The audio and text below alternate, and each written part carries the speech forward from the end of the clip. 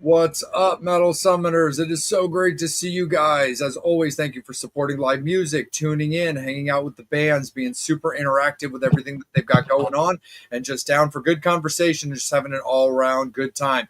This is day 2 of our doubleheader. Again, thank you so much to Rich for hanging out with us last night, and we're going to jump right into tonight. We've got Them Damn Kings hanging out with us right now. We've got Cooper rocking out with us at the moment. We're going to have Jeff when he's available, but overall, thank you as always, Metal Summoners, and welcome back to your Island of Misfit Toys with myself and Angel. Cooper, thank you so much for some of your time this evening, my friend. Welcome to the Metal Summit. Yeah, of course. Thanks for having me. I'm glad to be here. Absolutely. No, an absolute pleasure, man. I mean, we'll jump right into it. Let's educate the Metal Summoners. Let's talk a little bit about Them Damn Kings and how the band came together as a formation.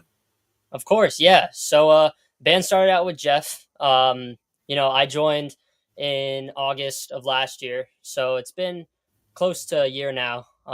So it's been really fun. We're a mix of I'd say Alice in Chains and Black Label Society. Nice.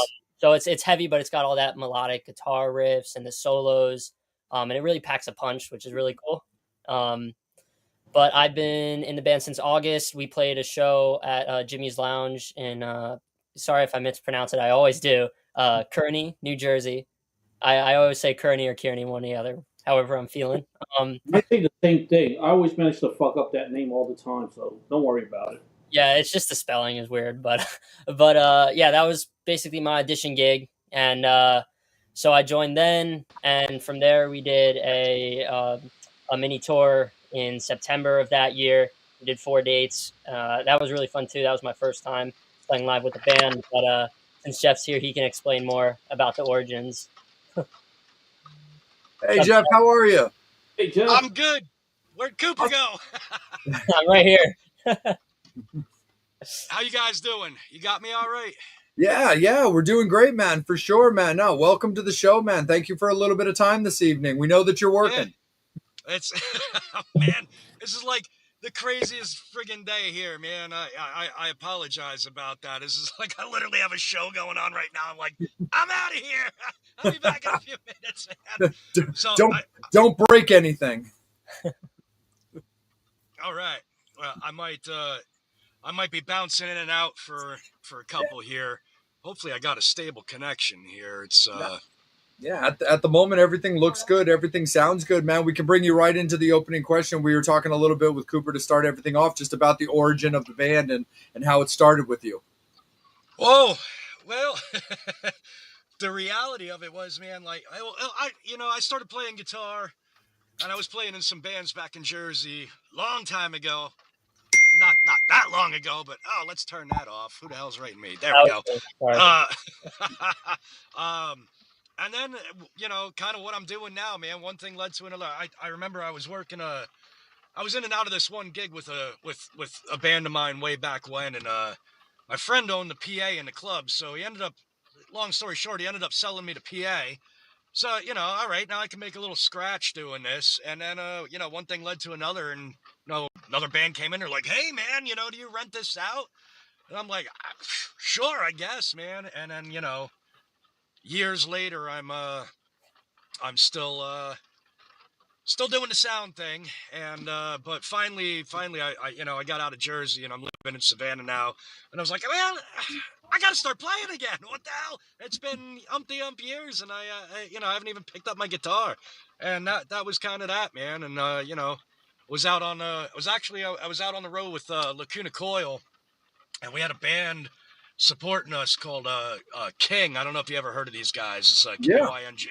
Yeah, fantastic, man. The first night I heard, that's funny, our Lacuna's manager was out, and it was the first day of the tour, and there were 2 bands supporting us, and one of them was King. And I remember the first time the second I heard them, I went running up from I never watched a support band, sadly, because I'm always out eating or trying to get other stuff done, and it's just hard to get up there and see the bands. But I heard these guys, and I was like, holy crap, man. And I ran up, and I watched their whole set. I watched their set every night, and you know, kind of because of them, man. I got back into it. They really pushed me hard to get back and start a band, and you know, here we are now. Yeah, man. No, absolutely. When it came to like, Cooper coming into the band and you guys, collaborating and doing what's now called Them Damn Kings, what was it about like the musical influences that both of you have that also meshed well too? Because also when you've got a band forming, there's always that decision on like, what's the sound that we're looking for. Well, you know, this is interesting. So. Uh, I put out an EP and I did everything, pretty much everything myself when we did the EP. When I did the EP, that was kind of my stepstone into the band again. You know, like I'm gonna do this. I'm gonna start something. You know, I'll worry about guys later. And then me and Ryan kind of the so that was the EP. And I didn't really know what I wanted to do. You know, I knew I needed some guys to get in. And when I did Rise Up, it was Ryan actually quit. He left Lacuna Coil and he came in and started playing with me. So that was kind of like the thing of like, all right, this is really, you know, kind of starting here. And you know, so I didn't really know what I wanted to do, but you know, I did. I ended up doing Rise Up, and I was happy with it. And then Ryan just, you know, he kind of fizzled out, man. He's got his life going on, and you know how it is. Like you're trying to keep a band together, it's impossible, and there's no money in this anymore. And so, you know, I'm just kind of searching around online, and boom, Cooper pops up, and you know, I took a chance. I wrote him, man, and he actually wrote me back. I couldn't believe it. Like, you know, and so when he came down, uh, I had a couple ideas that I had for the new record, and you know, Cooper came down and we pretty much, man, it was like the old days, dude. It was Led Zeppelin style, man. It was Queen style. We got into a room over a weekend, and pretty much aside from maybe two of the songs, well, that's not even true because I think a couple of the ideas were already down, and then Cooper came in and just started doing this whole crazy drum thing on one of the tunes that just I had no idea it was going to go that way. So you know, we pretty much didn't really have an idea going into it. Well, I kind of had an idea, and then everything changed as soon as he got there, and we wrote pretty much 20 songs in 3 days, man. Oh, And wow. you know, 10 of them are going to end up on the record because I think those are our strongest ones. But that it was insane, man. Writing a record in 3 days without really any plan. I mean, it just I'd hit a riff, he'd start playing drums, and it was like, how is this happening right now, man? Like it was just boom, we got a song. All right, let's move on. Let's try this. Boom, we got a song. All right, let's move on. Let's try. Boom, we got a song. It was like it was insane. That's something I've always wanted, man. Always wanted it like that. Because these guys, they go in now, they'll spend months in there planning it out and doing it. I didn't want that. I just wanted raw, and that's how it happened, man. So, was there a musical style going into it? I mean, not really. It was just rock and roll, and I think me and Cooper are like way on the same wavelengths as that, you know. Yeah, no, absolutely. And Cooper, right over to yourself there, my friend. Like, yeah, when the message came in from Jeff, like how did you look and kind of react to that? Yeah. Well, it's funny because I used to, not as much anymore, but I used to get a lot of messages on Facebook, just from random accounts. Just sometimes it'd be, "Hey, I have this show," or sometimes just be, "Hey, how are you? Hope you're doing good." But usually I wouldn't respond to them. But I kind of had a feeling with this one, because I went and I looked at Jeff's profile and I really really liked the stuff that he was doing. So I reached back out to him, and at first, he had a show down in Georgia, because I'm in Jersey, and I was gonna fly in and do that, and that didn't end up working out. But he came back down for a show here. Sorry, he came back up for a show in Jersey, um, and yeah, from there, I joined the band. But I think really I was, not flattered's not the word, but like I was just really happy that he reached out to me from one of my videos, because you think it's the one video you don't post. Um, it is the one video that you don't post that could end up doing the most damage. So it's the video I posted that he reached out. I was really happy about that. And I was really excited when I first jammed with him, and it went really well. And from there, it just got even better. Absolutely, for sure. And before I kick it up to Angel, Jeff, when it came to the title of the band, I can't help but ask, based off the story that you were telling about getting back into like the fire of playing live, is the fact that you were kind of like turned on by the band King, is that what kind of made its way into the eventual name of your band? No, not at all. But I actually I'm a huge Randy and Zach fanatic, man. Ozzy's always been my thing, and so Zach had Black Label had a record. I think it was a greatest hits thing. It was called Kings of Damnation. So originally it was called Kings of Damnation, and our manager at the time came back and he was like, "Hey, you know, why don't you just be them damn Kings, man? Because like at least it's easy to search. It's not going to come up with all this Zach crap." And so I was like, "All right, why not?" That's kind of how that happened. But I kind of like the fact that it has King in there, so it does kind of pay a tribute to the King guys. Yeah. No, absolutely, for sure. And since I know you're going to be kind of like bopping in and out and stuff like that, and since you kind of addressed it, like I'd love to just kind of get a little bit of your take on it. Were you able to watch some of Ozzy's farewell over Saturday with Zach and everybody? No, sadly, I wasn't. I was over in Germany with the Overkill guys, man, Gotcha. and I was in the middle of a show, and it was crazy. Our I had no idea, and I had a lot of friends over at that gig, man, and our Lacuna's old tour manager was working that show, and I had just given that guy, man, like I just freaking made him up a hoodie for them damn Kings hoodie, because he's been up my butt for a while about it, and I finally made him one, and he goes and loses it at the Ozzy gig. So like fingers crossed, man, like What? Ozzy or Tommy has picked that up and they're wearing it now, or at least wiping their ass with it or something. So I that I'd be just as happy with that. Oh man, that's so funny. Cooper, were I'm you just able? hoping. Oh yeah, absolutely. Yeah, Cooper, were you able to just watch any of that show? I wasn't. I was actually in the city with my family. We took the weekend to celebrate July 4th, so we have a uncle down there with an uncle over there with an apartment. I Um, got you. so Nah, no sweat. I was living vicariously through everybody with that because I had work in the morning, and Megan works Monday through Friday, and the weekends she's off, and I tend to work on the weekends. So like we try to do the couples thing and run errands, spend time together, and stuff like that. And so it was also kind of one of those things where it was like I was so down for what they were doing, and I loved the way it was executed and the design of it. But I was like, unfortunately, I don't have the time right now to watch a 8 to 10 hour concert. Not that I have a problem watching that. I just genuinely can't do it right now. But we knew that it was like streaming for a couple of days. We also know that so many of the live performances were going to be shown on like Facebook and YouTube and various socials and stuff like that. So we've been getting kind of caught up like little by little with like a lot of what the bands were doing and stuff like that. Like, I loved, I thought that, David Draymond did an amazing version of Shot in the Dark. I thought that was really good. I liked Lizzie Hale's version of The Ultimate Sin. But I'll be honest, probably of the covers that I've seen so far of Sabbath or Ozzy songs, this guy Youngblood's cover of Changes that thing was just a showstopper. It was genuinely amazing. yeah, I've heard a lot of people say that was one of their favorites from the whole thing.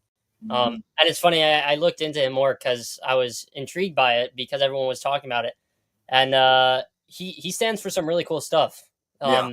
One of the things that popped out was he's doing a festival. I think it's called Bloodfest or Young Festival. I think it's Yeah, Bloodfest.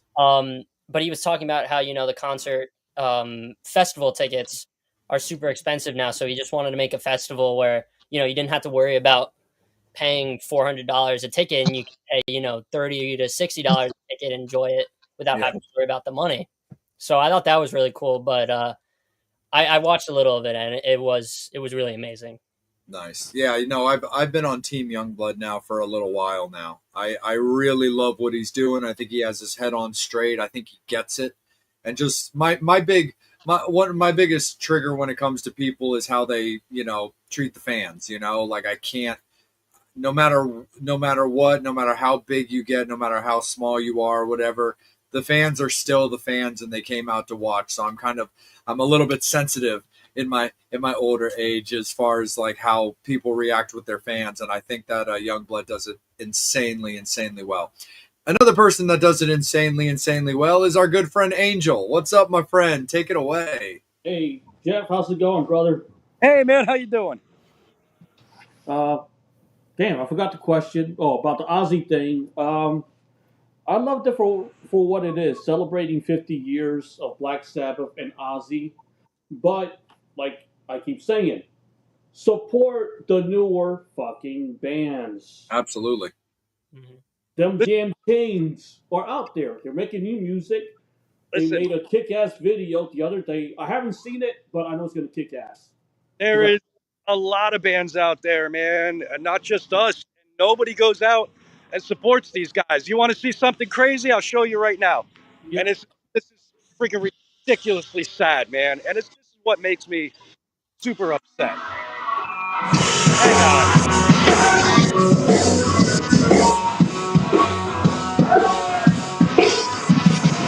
There is just,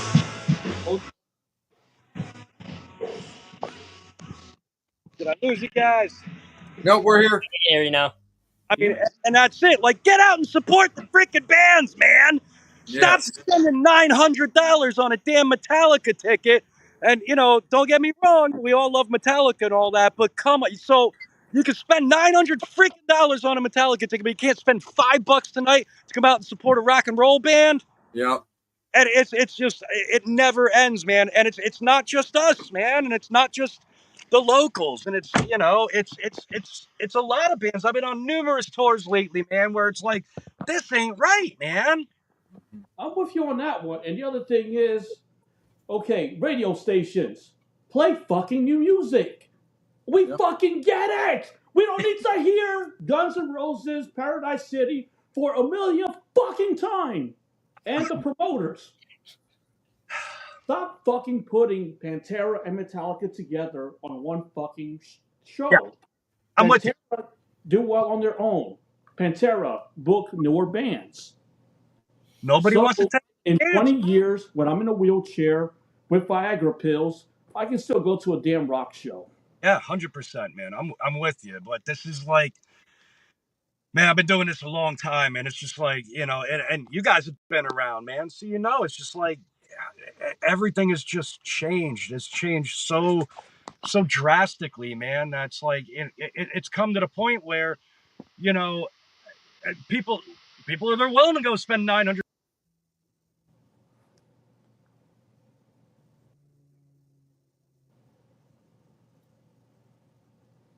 Hey Jeff, I'm not totally sure what happened, brother, but your vocals just dropped out. Your audio. Oh, damn. Can somebody let him know that we can't hear him? Jeff, we can't hear you, Jeff. Yeah. I love his passion. Oh, absolutely. I like this guy already.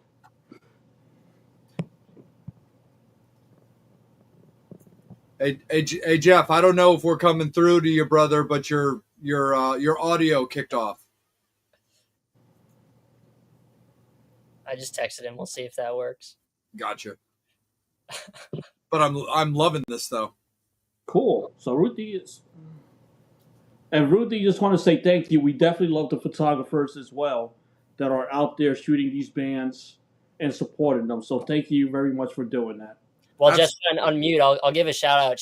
She's an awesome person. I met her recently, but I had a show with I'm pretty sure my Motley Crue cover band it was, and I think she recognized because my dad was wearing the Then Them Kings hoodie, and so we ended up talking for a while, and she knew Jeff, but we've become really good friends, and she's an amazing photographer, and she's been super supportive of my bands up here as well. So I just wanted to give her a quick shout out because that comment popped up. We still can't hear you, Jeff. Damn, I love his passion. Yeah, no, absolutely. Yeah, we're not sure what's going on with your audio, bud. Oh, usually if we have an audio issue with a guest, usually jumping out and then jumping back in usually fixes it. And we know that he was working and coming back in, so I'm sure it'll be all good when it comes to there. Yeah, but you know, what he was saying is, support these bands. And I mean, there's a lot of look with the Metal Summit. If we could, we would do an interview every day to support a band because there's so much rock music out there. But people have to go out buy merch because what I keep saying is bands don't get to bands got to pay for gas, equipment, all that stuff. All right, now I can hear you guys again. You got me? Yeah, Yeah, we got you back, brother. Wonderful. I don't know what happened there. So yeah, sometimes we'll get like a funny audio connection. It was weird. It was like we can see the passion behind your statement. We just can't hear it. It's probably best you didn't hear that. No, I wish we had. I was ranting pretty good. No, it's all good, but you're definitely right about that kind of stuff. Angel and I have had that conversation a lot too. Exactly what you were saying. It's like, people will go out and see these insanely large, expensive festivals, but they won't go out, and support local bands, even just regular nationals and stuff like that. Like I would hear people all the time constantly talking about, there's never any good shows that come to my area. There's never, good this, there's never good that. Then when those good shows do come to town, all of a sudden it's a bad night of the week. I don't want to be out late. I don't really feel like driving. And then it's like, look, if that's the way you're going to feel when you get these shows that you bitch about not getting, then you don't know, you're not allowed to have an opinion then. Right. Jay, I got a quick question for you. I got a quick answer. You got $10? Of course. I got $10 too. Guess what? That's how much it costs to go see a band. Absolutely. Got bands that are charging $10 to go see them, but you're willing to pay $400 plus $40 for parking. Yeah. Is it only 20 anymore? You go see a Metallica show. You won't spend $10, but you'll have to take out you'll gladly take out a second mortgage to go see. Yeah. I'll just borrow money from Steve. There you go. And don't get me wrong, I'm not taking anything away from Metallica. They've earned their place in this, man. They really have. For sure. And, but the Live Nations of the world, it's got to stop, man, because it's not entirely Metallica doing it, Yeah.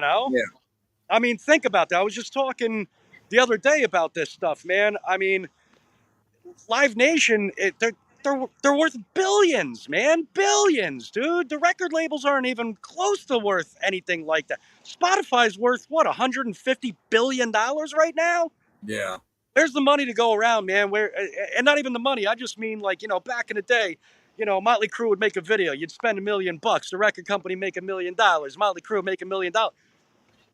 Now all the money's going to Live Nation and Spotify, man. Right. Jeff, just want to add on to that. Ozzy took out Motley Crue and he took out Metallica. They should be able to return the favor and take out bands on tour with them the same way Ozzy did. And not to continue to be a Debbie Downer here, but it's like, man, you know how many times I've barked up that tree, man, to try to get a run with somebody, and it always comes down to, how much can you buy on for? Buy on? Man, I've known you guys for friggin' 15 years. What do you mean buy on, man? Oh, well, nothing from nothing is nothing, so all right, well, yeah, I guess there's agents that need to take their cut of that buy-on money there. There's the Live Nations who need to take their cut of that buy-on money. So, I mean, it's ridiculous nowadays. And, I'm not even sure that it even really works. Yeah, I mean, my big soapbox thing that I've been talking about for like the last year was Kiss's farewell tour, which, don't get me wrong, it was great. I really enjoyed it. I went to their show in Baltimore, literally the last show that they did that wasn't New York City, because it was the third to last show. And the thing is, the opening band, Amber Wild, was absolutely fantastic. They'd only been around since like January. They looked great. They sounded great. They played their instruments amazing. But at the same time, if anybody's familiar with who Amber Wild is, that's Evan Stanley. Oh. That's his band, as in Paul Stanley's kid. And I'm like, look, I've seen Evan a lot in recent years from back with his band The Dives and all that kind of stuff. I think Evan's absolutely fantastic, and I'm not shitting on the band, and I'm not trying to bully them or pick on them because I really did enjoy their set. I thought they were excellent. But the fact of the matter is, I'm going to address the fact that like one of Kiss's members' kids was the opening band as opposed to an equally as talented original band that has no tie-ins to Kiss that could have gotten a major boost. And, that's the one thing that's really kind of always drove me a little bit crazy when it came to that. There is a band that like was really getting their claws kind of into a lot of those bigger tours called Classless Act. I like those guys a lot. I think those kids are fantastic, and they were the opening band for the big stadium tour that Def Leppard and Motley and Poison did.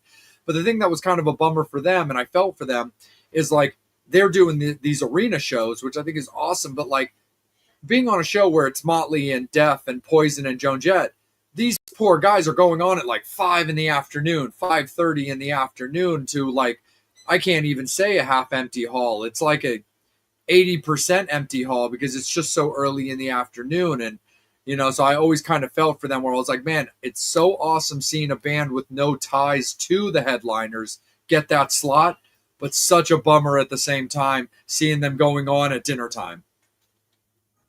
Mm-hmm. Oh, sorry, guys. Hang on one You know second. what? I wish No, no worries. This isn't. I've never like done before. I was looking forward so much to this interview today, man. I'm like, God damn it, I gotta get called in to freaking cover somebody. And Hey, dude, everybody comes back to the Metal Summit. So when you guys gonna put out the video, yeah, well, you can premiere it on the Metal Summit. you can you can see you can see the real life here, guys. I'm down here working, Of course. By working, I should be pushing buttons, but you know what? It's only sound. Who cares? It's all good. But, going back to the original point, man. I mean, I don't remember the name of the band, but there was that band who paid a ton of money to go out and support Motley Crue, man, and they ended up suing. I think it was Motley Crue.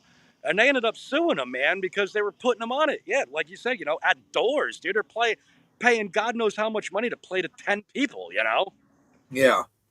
So, I mean, there's a lot of not right going on in this industry.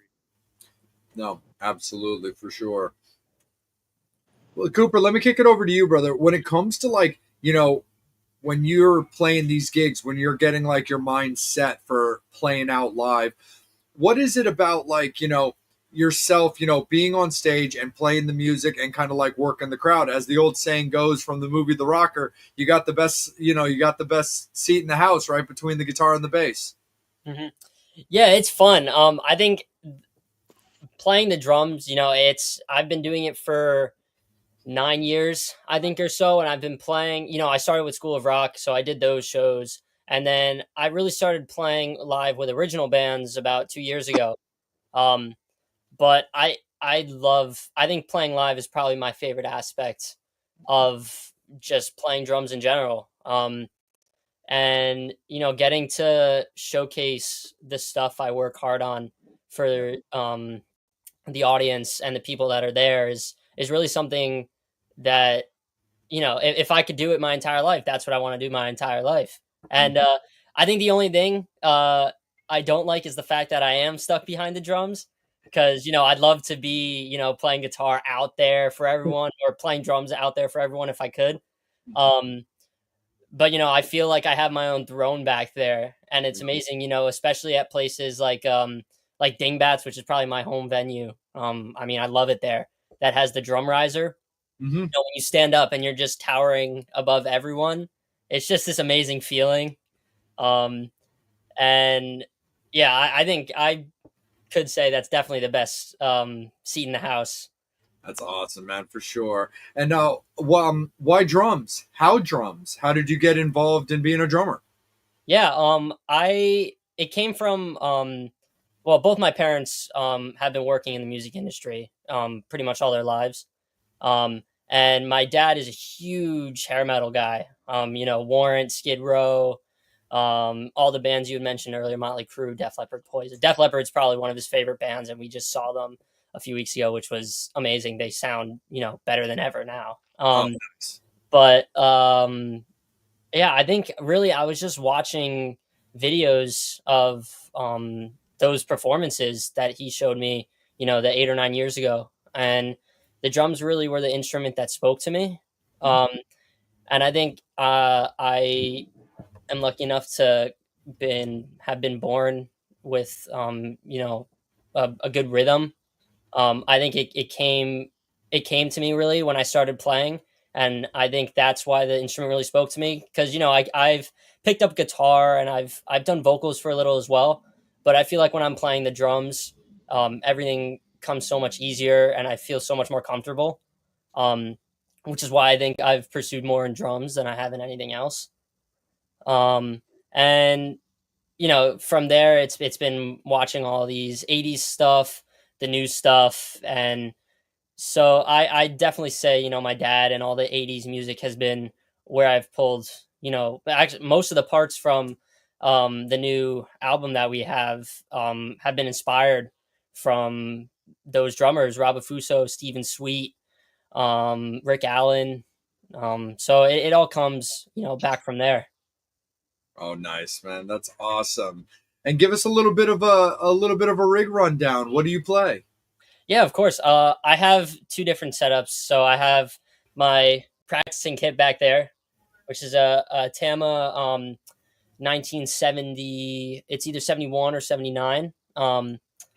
And I only have the one rack, the 12-inch rack tom, and the 14-inch tom up, but I have in the corner over here a 10-inch and 13-inch racks and another bass drum if I want to do the Alex Van Halen style drums. But live, I use a Mapex Saturn Evolution, one rack tom, one floor tom.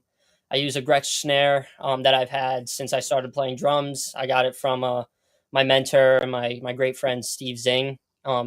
He plays in Danzig. He played in Samhain. He has his band Morning Noise. I love Steve. I'm a huge Danzig Sanheim like lunatic. Mm-hmm. Yeah, he's an amazing guy, and he's mentored me since I started playing, and I'm lucky to have him there for me.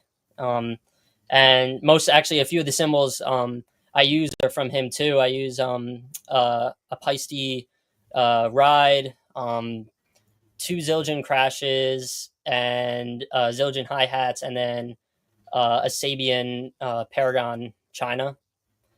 And then, DW kick pedals. I use a mix of hardware, just whatever, I can find and use. As long as it stands up, it's fine.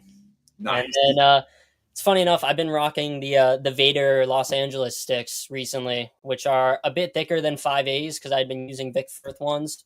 But I felt more comfortable when they were a tiny bit thicker just because the Vic Firth ones seem to slip out of my hands just because of the size. But yeah, that's pretty much what I've been rocking. Over here I have, I think 1, 2, 3, 4, 5, 6, like 10 or so cymbals on there, which are all different. So I'm very happy and thankful for what I've been able to use and what's been gifted to me and what I've been able to buy with the money I've made from shows. And yeah, that's most of the rundown. No, that's awesome, man, for sure. Like Something quick. Angel and I were in Nashville a few months back, and my biggest thrill of one of the guests that they had there was Eerie Von. And I was so excited to actually get to meet Eerie Von. Like, I was like, oh, this is so, like, amazing. Like, Sam Hain, like, Danzig, like, right there. Nerding out at his table, just talking music. He signed all my stuff. He was a really, really cool guy. Like, Awesome. But I was just like, this is awesome. Like, this is, like, one of my, top 3 bands that, like, it's literally, like, like, I kind of lump them all together because they're all incredibly valued to me, but like it's literally like Motley Crue, Typo Negative, and like Misfits, Danzig, Sam Hain, like kind of clumped together as like all my favorite stuff.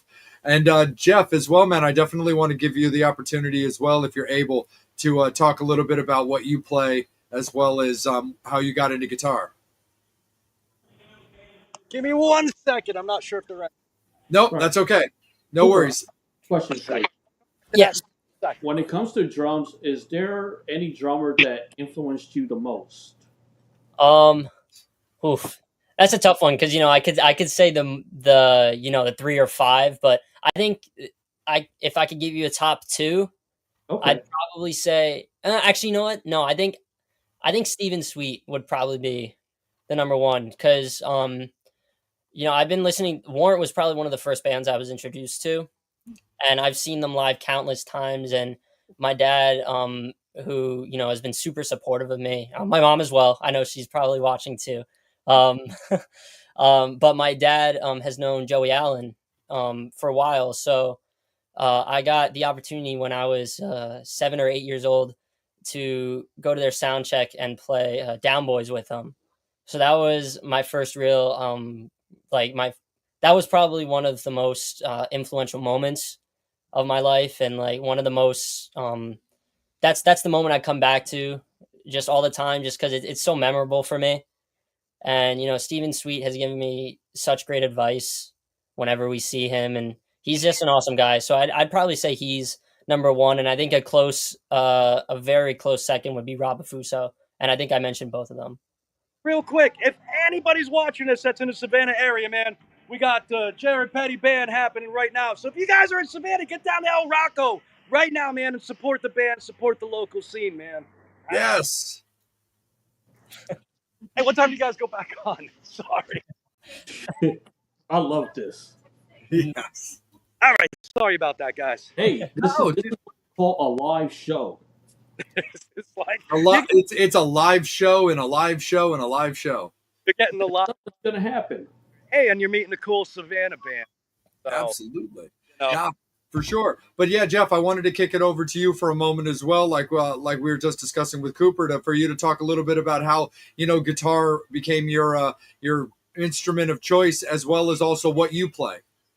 well, right now I'm actually working on my own line of guitars, man. They're so I've always been a Gibson Les Paul fanatic, but my buddy Dave turned me on to the junior style, so I'm coming out with a line of my own juniors. And at our release show, there's going to be one that is going to be available for a giveaway at our Dingbat show. So y'all come down, and if you buy a ticket, you get entered into to win the guitar. So you buy some merch, you get entered again. So there's that. But yeah, Gibson is pretty much Les Paul's pretty much been my thing. Epiphones, Gibsons. I mean, Gibsons are expensive as hell, and I broke one years ago out on the road, so I try not to take any Gibsons out anymore. Um, why guitar? I don't know, man. Like I knew I wanted to. I've been watching MTV since I could scratch my ass. I've always been just fascinated. I knew one way or the other. It's either going to be drums or bass or vocals, something, man. And I was rooting around in my parents' attic one night, and there was a guitar up there, so I stole it. And my old man was pissed until he realized, like, after I stole it, I didn't know anything about it, didn't even know how to tune the thing, man. And I ended up learning a Metallica tune on his acoustic guitar that was completely out of tune. But I figured out all the notes, man. And instead of whooping my ass, he was like, "All right, maybe we should do something with this, because ain't nothing else working with this kid." So and that was that. I got my uncle sent my dad's. I guess my dad had an electric. It's an old Vox guitar that he still had from when he was a kid, and they sent it to me for one Christmas, and that was that, man. I've been in love with it ever since. Oh, that's awesome, brother. Like, and I also want to ask you from something you said earlier. Also, like, how was it? How was Germany out with Overkill? Because I love Overkill. Awesome, man. It was fantastic. We did the Rock Horrors Festival, which that was insane. There must have been 150,000 people there, man. It was great. And then we did a headline show over in the Netherlands in Eindhoven, and that was pretty much sold out. And then got on a plane and I came home. Pretty much more time on an airplane than I did at the two shows. So. Oh, hell yeah, that's awesome. Is Jeremy still playing drums in Overkill right now? Is Awesome. Love Yeah. Jeremy. drummer, man, awesome person. That guy. They're all great, you know, man. Like I've been with Lacuna for 18 years. I've been with Overkill now a couple years, and it's like, you know, I try not to work for assholes, and Mm, I don't. I'll be gone. Like, hire me. I won't even last 2 days. I'll just leave if you're a dick. So, you know, those guys are the Overkill guys and Lacuna guys are just some of the best people you'll ever know, you'll ever meet, man. I mean, they get it's 24 hours of nonstop, just crying, laughter, and tears. You know, nice. yeah, they're just awesome, awesome, people, man. Oh, hell yeah. Right on, brother, for sure. Angel, right back up to you, my friend.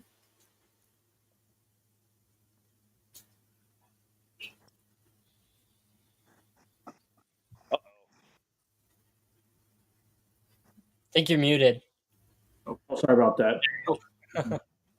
No, just go to Mark's comment about supporting live music keeps them young. I agree with you. So, want to talk about the music video that you guys did? Yes. Yeah. Just Uh, yeah. Sorry, I must have missed the question. not. I guess I'm sorry. Let me ask that question again. When can fans expect the video and the single? So the single will be, as far as I know right now, the single will be out August 22nd. Mhm. Video will be out August 22nd. We just released a little, what do you call those things? A lyric video for our song Overboard. But off the new record, August 22nd will be the single release and the video release, and then the week after that, August 29th, our new record. In fact, you guys are the first ones to hear it, man. So our new record's coming out August 29th. It is going to be called Stronger Than Before, Mm-hmm. and that's out. That'll be out everywhere for your just listening pleasure, on every platform you can imagine. And you know, you come up to the site and buy a CD. Buy a CD, man. Please make less than 1/100th of a tenth of a penny, man, for every time you listen to a song. But you buy the CD, it actually puts a gallon of gas in the van so we can get to the damn shows. So the CDs will be available. What is this? My mom's in it going to metal. All right, we like that. 86 is still going to the metal shows. I love you, Ruthie. Um, but yeah, so that's, you know, the album will be available on August 29th for purchase everywhere. It'll be at our shows. Come buy the actual record. You can open them. You can sniff them, man. They smell great. There's nothing like opening up a record for the first time and smelling that and seeing all the artwork. We're putting a lot into this, man. Putting a lot into this. So we'll see how it goes. Cool. Brian says he only has an 8-track. That's no excuse, Brian. Oh no, it's all right. Listen, you can come down to my place. I got an old 79 Trans Am sitting in my driveway that I'm still trying to figure out how to put back together. But it's got an 8-track, and there is a Led Zeppelin 8-track in there, so you can come and have it. Because I can't even play the 8-track anymore. So you know what? I'll tell you what, $50 for them damn Kings 8-track, I'll get them made. 8-track player sold separately. So you mentioned on the record it's going to be 10 songs. Is that correct? Yes. Yeah. Just kind of curious to know, at any point when you finished the song, was there the temptation to go back and change something about it? There always is, especially like when you get, I imagine a year from now, I'll look at a song and be like, I probably could have done this there. But I think the cool thing about that is that's what makes a live performance so unique. So like I'm already brainstorming what I can do live that'll make it, sound like the record, but make it, my own live thing. So, I already have ideas circling, but I think when we were first doing it, we had about 3 or 4 days to do all the songs. So it was more of laying down the track, and then from there we could listen and see if there was anything else we wanted to record, kind of like what you were saying, and we could go back and re-record something. Most of the time, it was really, I would listen to one of the riffs he had. I work much better when I'm given a guitar riff or a vocal melody. to go underneath. So a lot of it was, a little guitar riff here or there, and I'd be brainstorming, and then something would come to me. I'd try it out. If I liked it, record it. If I don't, I'll figure out something else. So I think really, once we got a song pretty much tracked drum wise, I was pretty happy with it. It was my first time really coming in and doing more than a single. And I was really excited to just, take the 4 days and write. So what I came up with, I'm really, really proud of. And like I said, there's always as a drummer, I'm always listening to my own stuff and being like, I could have done this here, or this could have been moved over here. But I think that's just, as a musician, that's what we do. Um, and I think adding it to the live performance will, make it unique, and I'm excited to do that too. So, the one thing I have to admire about you and Jeff is that you went in, you knocked out 10 songs, and just from my understanding, said, this is it. This is the 10 songs we're going to do. That's going to be on the record. Uh, did you guys ever feel like something was missing, that you had to write another song or two? Or were you guys just happy with those 10? We were pretty happy with the 10. We ended up writing the 20 and then taking from those.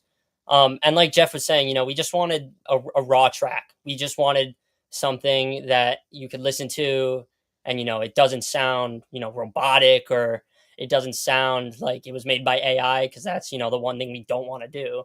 That's the one thing no one wants to see. So we just we wanted to go in and create songs that brought you back, that reminded you of the 80s music and the 90s music, where it was one take, or it was just a raw track, and we go from there.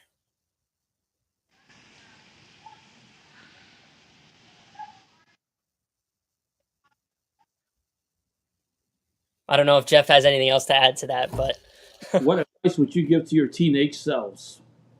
Doesn't have to be music related. All right, we're back.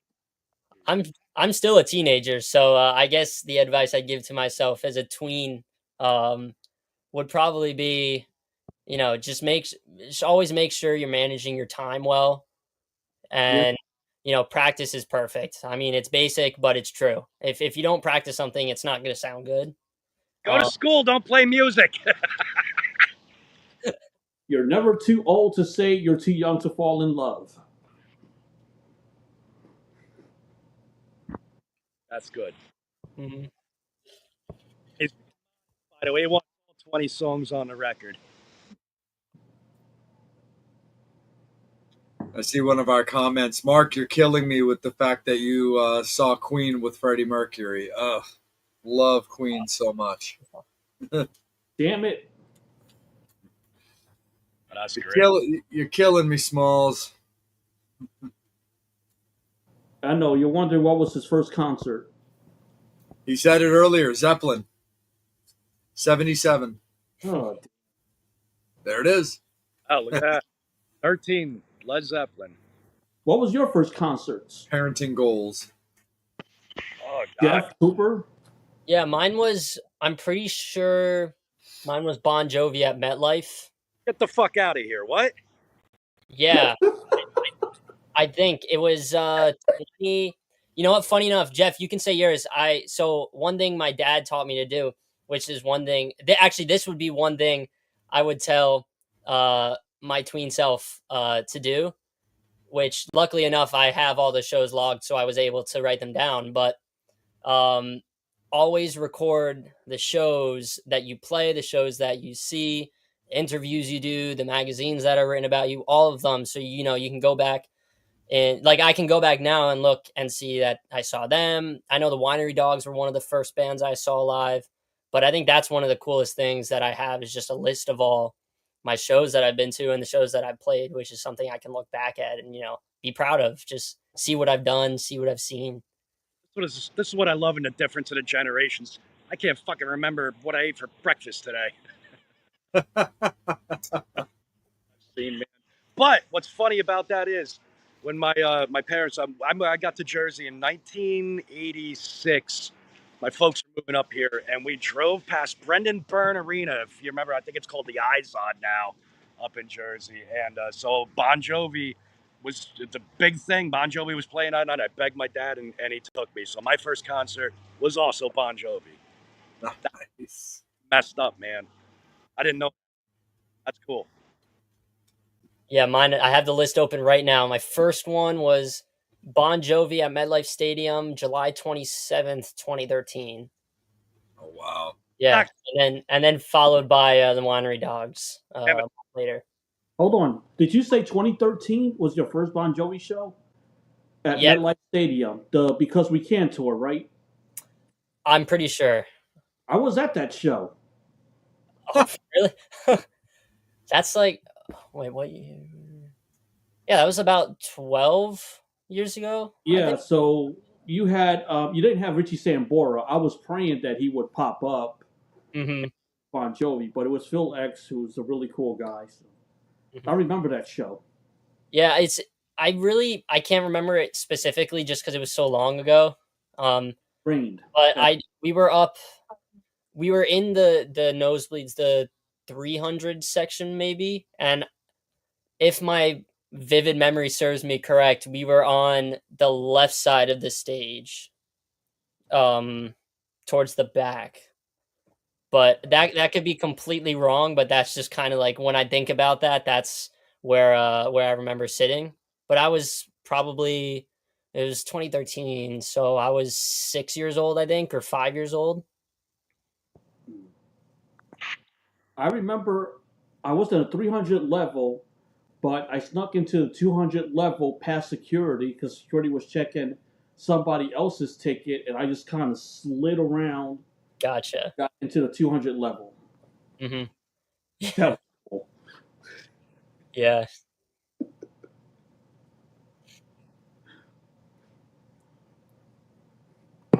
Dude, that's so awesome. Angel's just sliding around security going, "Have a nice day." Exactly. Like, have a nice day. I'm going to 200 level. Jeff, was your Bon Jovi show, was that slippery? Was that slippery when wet?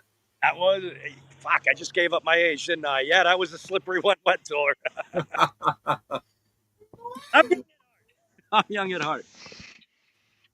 No, for sure, man. No, that's super duper awesome. Like, I get to be the fourth wheel on this one. I've actually never been able to see Bon Jovi live yet. Never. I'm sorry, you broke up. What? I was gonna say, like, I'm the fourth little wheel here. I haven't been able to see Bon Jovi live yet. I mean, I don't remember any of it. But that was funny enough. That's like, that was before the partying days. No, man, that was my introduction to an entire arena full of weed, man. So my little young self was pretty messed up. Gosh. We all were back then. But I think it was good. I was there with my dad, and that was really cool. Was that show? If I don't know if you remember, like you said, but was Cinderella on tour with them at that time? I don't remember if we made it for any of the support bands. I feel like we got in kind of like halfway through Bon Jovi being on stage. Gotcha. I do remember it was when we were kind of moving everything up, and they were just like, "Tonight, Bon Jovi," and I was like, "We gotta go!" And I think we were moving into the house at the time, and he took me. I couldn't believe it. Yeah. And then he took me to a lot of cool concerts over there, man. Saw Van Halen with him, and saw a lot of really great stuff. Nice. That was cool. Nice. Oh hell yeah! No, absolutely. What do you think of David Lee Roth, like, coming back out and doing some shows again? Great. I think it's great, man. I mean, he is the ultimate rock star. Yeah. He is. I mean, I just don't think that anybody's ever going to get a chance to experience really anything like David Lee Roth anymore. Yeah. So he's doing it. I'm glad he came back to Van Halen in the last couple moments there, man. Because as much as I love Sammy Hagar, dude, I mean, come on, Van Halen with Roth. I mean, that's something there. Yeah. I was always really big into like David Lee Roth is who I want like in Van Halen. I love Sammy. I think he's fantastic, but I was always more into like Sammy as a solo guy than I actually was into David when he doing solo stuff. And the thing is, David's done so many great songs and so many amazing albums as like David Lee Roth, obviously. But the thing for me was Sammy always came across as like that true, solo artist, because I mean he was established even before he joined Van Halen. Versus with David Lee Roth, it was always still kind of had that feel of like David Lee Roth still trying to do Van Halen with a solo band. Yeah, that's very true. But he's quirky, and he's a rock star. I kind of like what he did with his solo stuff, especially with Skyscraper too, when he did that stuff with man. I mean, it was like just all right. It wasn't 100% my cup of tea, man, but it was still like, oh, there's Dave. There he is. Actually, speaking of like Skyscraper and like David Lee Roth solo band, we're in talks with Bissonette to have him on the show in the future. So yeah, it's actually confirmed. Totally. I was playing coy. Oh, I fucking ruined it. See, it's live, so in a couple of weeks. Yeah, but no, we're looking forward to having Matt on the show and talking with him about he's doing some amazing stuff right now with the tour that he's involved in, but it'll also be pretty cool to talk to him about some good old days as well there for sure. They were incredible back in it, What's up, Jeff? The brothers, they were incredible back then. I mean, Matt, oh yeah. Absolutely, 100% for sure. And one thing I also want to bring it back around to Them Damn Kings as well is you've got the single, the video, and the album coming out. As far as like getting out as well and playing shows, what can you guys tell us about the way that 2025 is shaping up for you guys to close it out? Of course, based on what you're allowed to announce. Yeah, we're gonna be announcing most of the stuff on the Instagrams and Facebook, which everyone should definitely check out.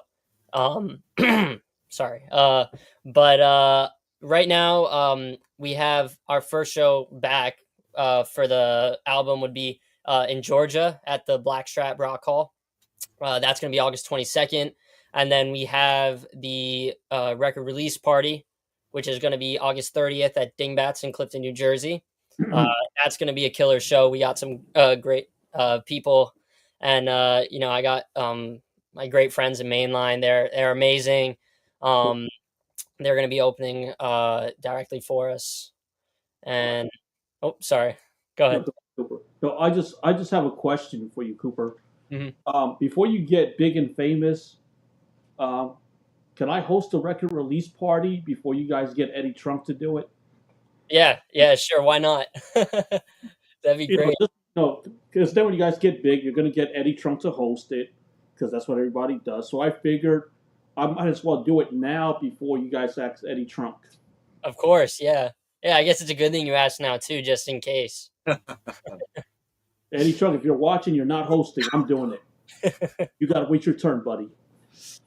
And then, so we have, actually, this will be the first time it's announced, but the day after the record release party, we're going to be doing like a hangover brunch at a Crossroads in Garwood, New Jersey.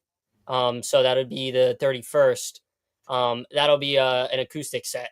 So, if you wake up and you need some quiet music that's not so quiet but quiet enough, you can come out there and we'll have a great time then. And then we have a ton of shows lined up for the fall in different places, Ohio, North Carolina, Virginia, and a few other places. We're just really excited to be back out on the road. I mean, we've all been ready for this moment. And we're super excited to share not only the record, but the live performances with everyone. So just got a question. How is it with booking shows? Is that something that you guys do on your own? Do you guys reach out to other bands and promoters? How's that going? Yeah, so we have someone that helps us with the booking. And some of the shows have openers, some don't.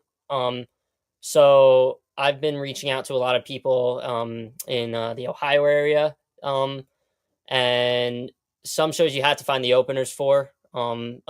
well, not unfortunately, but it takes a lot of time to find people because I get the responses, oh, we have a show, a week before, a week after, so we can't do it ticket wise, or the band's away. So it's a bit tough, but we're getting through it.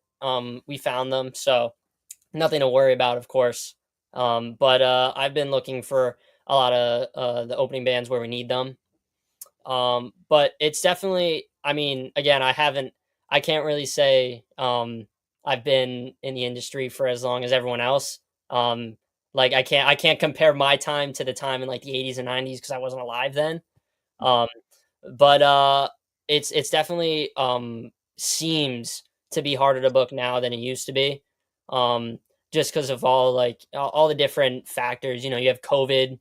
Um, that's probably one of the bigger things because that shut everything down for a year and a half, 2 years. And luckily everything seems to be opened or opening back up now. But it's been a mix. It's been tough. It's been fun. I've really enjoyed getting to see the process. This is my first time really routing something. Um, so it's been really fun to learn about the different aspects that go into it. Sorry about that, guys. I'm back. Nah, no sweat. So Man on a move. Oh man, working. It's nonstop rock and roll here, man.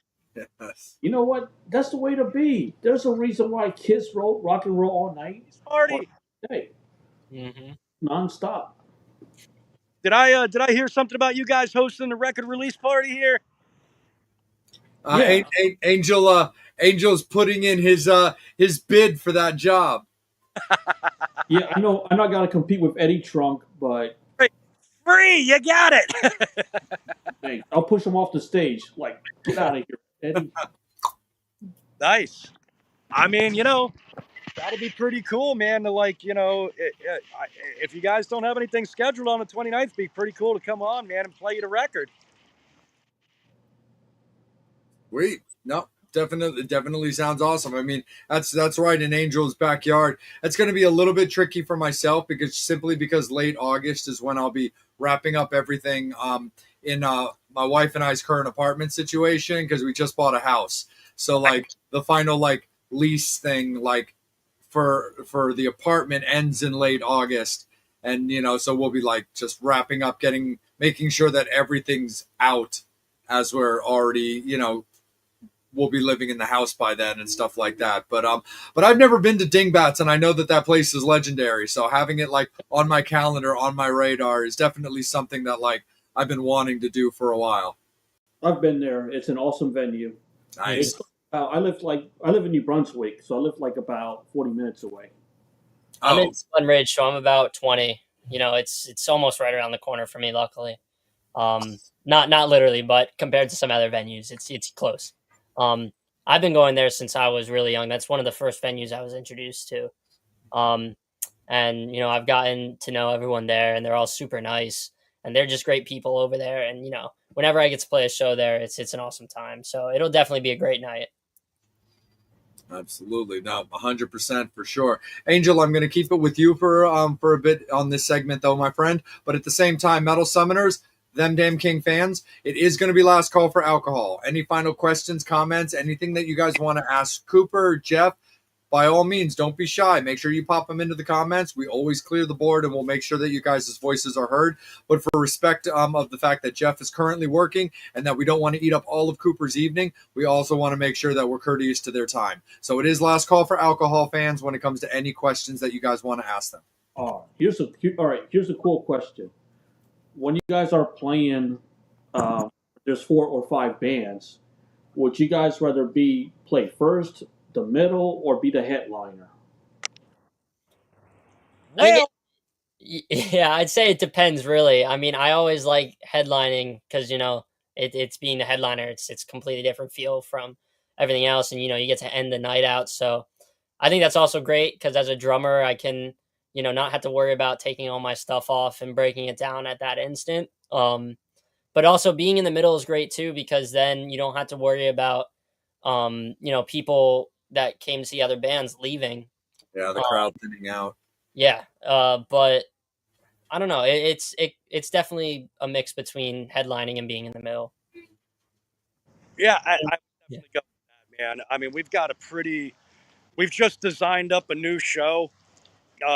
So I mean, this year of touring, and now onward, it's going to be. You guys are going to get a show now, and it's a little difficult to put on when you're in the middle.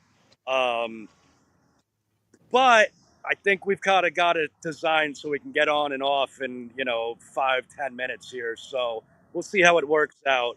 But I'm with you. If I'd probably at this point in time, I'd rather be the middle guy, man, and just to be able to get in front of some new faces. I love headlining, I totally do, but you know, I like to be able to sit by the merch and talk to people. I love being out there with the people, man. It's one of my favorite talking to everybody. So, I do like being earlier in the day, so I got more time to just sit out and schmooze and hang out with everybody. But it depends on the night, really. You'd get along so good with our buddy Rich Davis, who we were talking to last night from Mystic Force. He's that same kind of guy, going out to shows, like FaceTime with fans, just hanging out and having a good time. You guys would get along so good. I love it. Hook us up, man. For sure. Question from Brian. Hosting shows, how does it affect your approach when playing live? Uh, well, from my point of view, Jeff definitely has more like working shows under his belt. But from what I've done, I think it's definitely one helped me understand how hard it is to be working a show, and I think sound engineers and lighting engineers don't get enough credit for what they do because it's pretty amazing, especially being behind the board and seeing what they can do. Um, and it's also helped me personally when I sing backgrounds for some other projects I'm in. It's been helping because I know more about how I mean it's pretty basic stuff, but like how feedback works with the monitors and stuff like that, which I wouldn't have known prior to doing all of it. So I know now like where I had to put my mic if I move it back so no one gets blasted by the feedback, and I'm familiar with basic stuff with the other instruments. If I'm ever needed um to help, like I drum tech sometimes for Ben Hans, who plays with Trickster now. So I help him with some of his stuff, and if it's ever needed, I'll help someone else if they lose a guitar cable. I know how to plug in a guitar cable, or I know how to fix a strap on a guitar. It's the little things that could come in handy. I think Jeff definitely could answer that question better than I can. What was the question again? I apologize. It's also working/hosting shows. How does it affect your approach when playing live? Uh, I think it gives me an advantage, man. Like they, man, that's a tough question to answer, man. I've been doing live sound work for, well, I've been with Lacuna Coil for 18 years as a front of house engineer, man. So, uh, y- our tour manager gave me a great bit of advice once because I'm tour managing Overkill now also, and he had said, I think the best TMs come from crew guys because we all understand each other. And it's like, when I remember being at the Brendan Byrne Arena, and one thing I definitely remember from that concert, maybe it wasn't that concert, it was one of them, man. Man, I was paying attention to like everything that was going on before I got into this stuff. Like, I was more interested in what was going on behind the stage than what was going on the stage, man. I'm watching the guys climb the ladder up into the lighting and this and that. And I think it gives a perspective on, especially on a do-it-yourself approach, man. Um, how to approach actually putting on a show.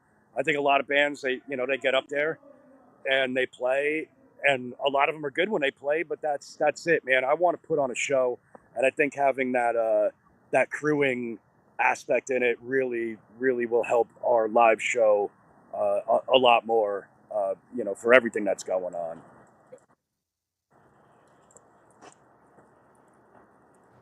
No, for sure. Like when it comes to like your extended experience with like Lacuna Coil, I love Lacuna Coil. I think they're absolutely fantastic.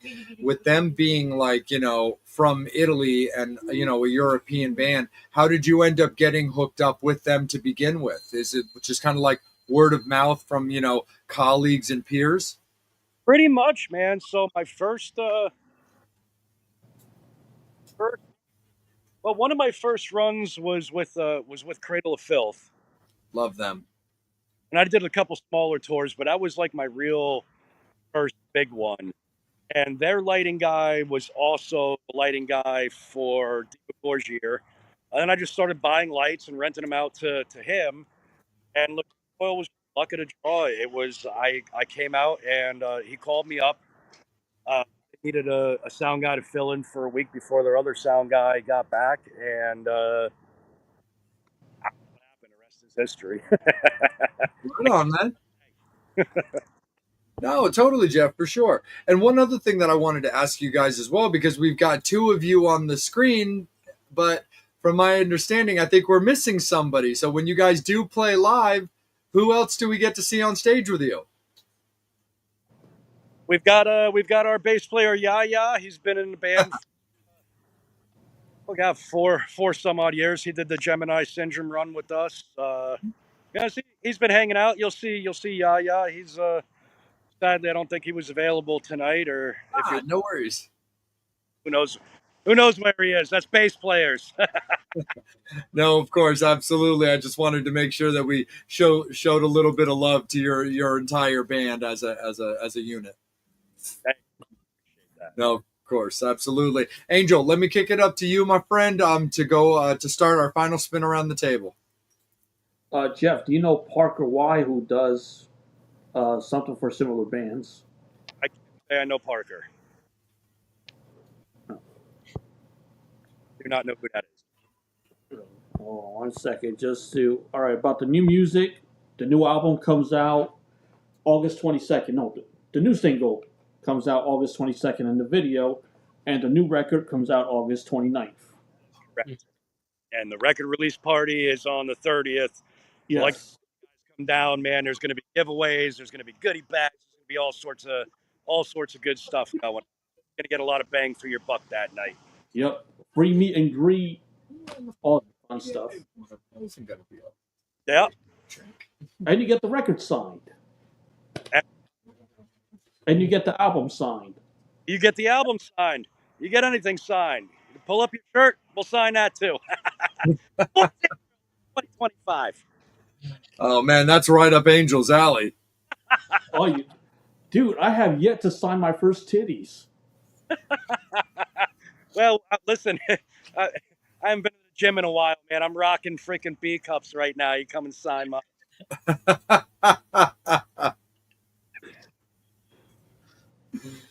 Oh, nice. Just have a collective tit off. Yeah. There aren't going to be enough Sharpies in the world for that. No, absolutely, for sure. And when it comes to a Them Damn Kings show, for fans that'll be coming out to see you guys for the first time, what can they expect from a Kings show that they might not get to see at another show because it's something that you guys do? Well, one of the things I definitely say that I think we pride ourselves on a lot is that what you hear coming off the stage is all real, man. Freaking playback BS. This isn't any of that crap, And I was actually in a little bit of an argument a couple days ago about something that I wanted to do that I was like, you know what, you're freaking right. That's a terrible idea. I'll never do that. And so you get everything. You get the mistakes. You get the full on antics, man. You never know what's going to happen at a Them Damn Kings show, So there's that. And like I said, we've put together what I think is a pretty amazing show for what people are paying for. I mean, there's going to be we've got a full on light rig that comes out with us now, and so you not only are you going to get the antics, you're going to actually get a show. Nice. Mhm. No, absolutely, for sure. And we've talked about the single, of course, the album, the video, and everything for that. But I definitely want to make sure that you guys, plug and plug away where you guys can be found. So for everybody and anybody that's looking, where can Them Damn Kings be found? Any social media platform at Them Damn Kings. Our website www.themdamnkings.com. We got real lucky with the name there, man. So everything is just you type in Them Damn Kings, you're gonna find us. Go up to Facebook, Instagram, Spotify, especially Spotify. As much as I hate the frickin' Spotify, apparently that's some sort of weird necessary evil we need now. YouTube, all of that stuff. I think the only thing we're not on is Twitter right now. I was on there when things switched. I don't know what happened. I can't figure out how to log back in. This is one of those things. We're going to lose everything as soon as this phone breaks because I don't know any passwords. And I got the fake thing that ends, this ugly mug logs me in, and that's that. So, so get up there while you can, kids, because who knows how long it's going to last. Mhm. No, for sure, man. Angel, has anything come up from the fans or any final questions that got popped in, if any, for the guys? Just Ruthie saying, she's proud. Thank you, Ruthie. And, thank you for supporting live music and being an awesome photographer. So definitely hope to see you at one of the shows. Hell yeah, no, absolutely, for sure. Well, Jeff Cooper, we can't thank you guys enough for taking time out of your evening to hang out with us. Jeff, of course, especially yourself, because that's a tremendous courtesy for you to come on our show, at the same time that you're working. So that definitely doesn't get lost on myself and Angel that you took the time out to be on the show as well. And of course, Cooper, thank you so much, man, for rocking out with us as well. Because the biggest thing that's always so important to myself and Angel is that you guys had a good time. You enjoyed yourselves. You felt respected. You liked the questions that were asked. And most importantly, you felt that this interview in any way, shape, or form could be beneficial to the continued success of your band. Of course, man. Yeah. Of course. Any of it's beneficial, man. All of it's beneficial. We got two new friends. I got two new friends right now. Mhm. So this is great. And of course, man, I'd rather be here just as much as I want to be in there. I love doing all this, man. And this is what helps us reach our fans, reach potential fans, and make new friends along the way. And thank you both for having us on. No, absolutely. No, 100%. We really, really appreciate it for sure. Metal Summoners, thank you guys so much, and we absolutely appreciate you guys as well. Thank you so much for supporting Them Damn Kings. Make sure that you're getting out to the shows to support them, especially everything around the time of their album release parties. Get out there, pack that place. Go out right now and see Jeff and hang out with Jeff down in Savannah, Georgia, and get some more, fans out into that venue for those bands that are playing. So it's so important to get out there to support the band, support live music. We do understand that when it comes to getting out to venues, sometimes there really are challenges when it comes to that. But keep in mind the little things, liking their posts, sharing their posts, getting things out there to let people know what they're about and what they're out there doing. And if you're able to order the CDs, you're able to get a t-shirt, just like Jeff said, that's going to get gas in their tanks. That's going to get them moving on down the road. So there's a lot of little things that you can definitely do to help out the bands, even if getting out to a venue is a little bit difficult. We definitely do understand. While we're very strong on our soapboxes when it comes to having people getting out to support live music for reasonable prices, we do also understand that there are certain difficulties that can be a thing. But Metal Summoners, again, thank you guys so much. On behalf of Them Damn Kings, we really appreciate them rocking out with us. You can follow Angel at Angel Alamo 78 on Instagram. You can also find him on Facebook. You can follow me on Instagram at Salem.vampire, but I can also be found on Facebook under Salem Vampire as well. And also our beloved Psycho Steve. Excuse me. Love to him and his family, of course. He works behind the scenes a lot when it comes to this show, but you can follow him at The Real Psycho Steve on Instagram, as well as PsychoStevePresents.com. When it comes to the Metal Summit, Make sure that you guys are following us on Facebook and YouTube, especially because that's where you're watching the interview. That's where you're seeing Jeff. That's where you're seeing Cooper. And that's where this conversation took place.